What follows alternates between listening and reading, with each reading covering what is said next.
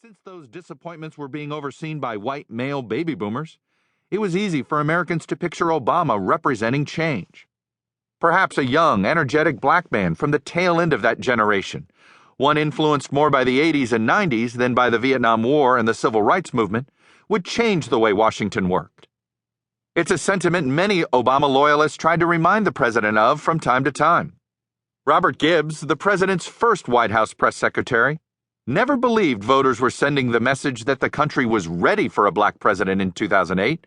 He always believed the country was so desperate for change that many overlooked their own prejudices and simply wanted Washington to understand, "We so want you to change the way you do business, we'll even send a black man to the White House."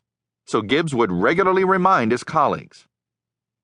But Obama's rise also came at a moment when the cynical media that had covered all those flawed candidates was changing dramatically. The thirst for someone different, especially among a new partisan media, gave Obama the candidate exposure even in 2004, when he first came to national prominence, when he could be contrasted with the stiff and stale Kerry. The rise of YouTube and social media gave the candidate unfettered access to the activists and voters he was trying to reach. And Obama received fawning coverage, which drove opponents from Hillary Clinton to John McCain to Mitt Romney crazy at times, due in no small part to the baby boomers who ran America's newsrooms, all of whom had grown up during the Civil Rights era, and many of whom were drawn to the notion of America's first black president, even as they all feared the worst.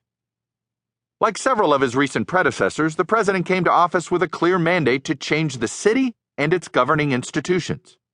Unlike his recent predecessors, he was fairly new to national politics, a factor that aided him with a public desperate to change the way Washington works, but has served as a severe handicap as he's attempted to govern.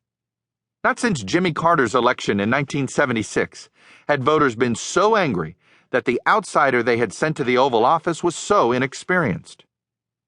In many ways, the country's anger and cynicism in 2008 mirrored 1976. Instead of Vietnam fatigue, it was Iraq, and instead of Watergate, it was polarization that was frustrating Americans and making them lose faith in government in general. Voters were tired of Washington, tired of politics as usual, so they sent a relative political stranger to Washington, someone who hadn't even served a full term in the United States Senate. Obama had never held executive office or an executive position in anything larger than his own campaign, and he had been the first non-governor or non-vice president to win the presidency in nearly 2 generations. It appears that Obama had never even fired anyone of consequence before becoming president. That's how little executive experience he brought to office. To understand a legacy, one must understand the man behind the legacy.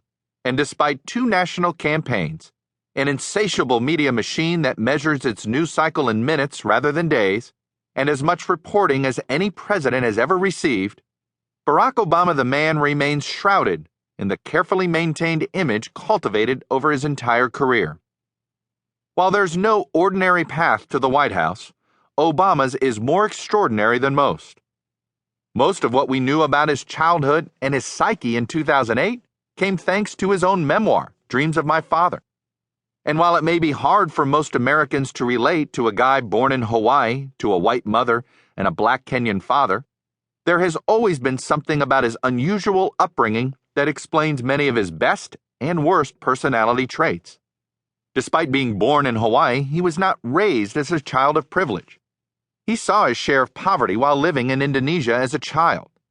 And when he was sent back to stay with his grandmother in Hawaii as he became a teenager, home was an unremarkable apartment building in Honolulu, which could easily be mistaken for some nondescript medical office building that houses a handful of doctors. It was not exactly how many Americans dream of life for their own children, let alone in a supposed paradise. No big backyard, no tree-lined streets with kids playing ball. It's hard to picture the eventual plaque that will go up on that Honolulu apartment building to note its historical importance. It's certainly no log cabin. Like many Americans, the president's unusual upbringing shaped him to be the person he is today. He is a very present father for his 2 daughters, the opposite of what he experienced. He's extremely self-reliant, perhaps to a fault, but that self-reliance has also served him well as an ambitious politician. He is very comfortable being alone, an attribute